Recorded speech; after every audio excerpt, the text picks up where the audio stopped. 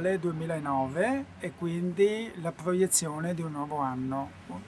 Non nascondiamoci che oggi la situazione delle nostre famiglie, delle nostre realtà sono in certo qual modo tante volte anche pesanti.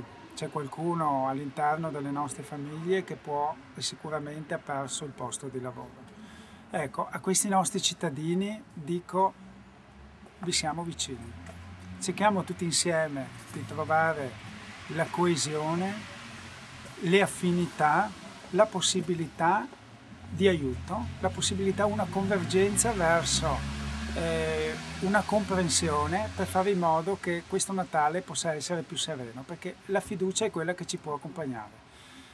Da parte nostra, dell'amministrazione, mia in particolare, un augurio veramente di buone feste, con un buon Natale che sia sereno, assieme ai nostri cari, ai nostri figli e alle nostre mamme. L'anno che si prospetta spero che possa esserlo migliore, sicuramente migliore di quello che abbiamo passato. Tanti auguri, tante buone feste e soprattutto speriamo che l'anno prossimo sia veramente un anno migliore.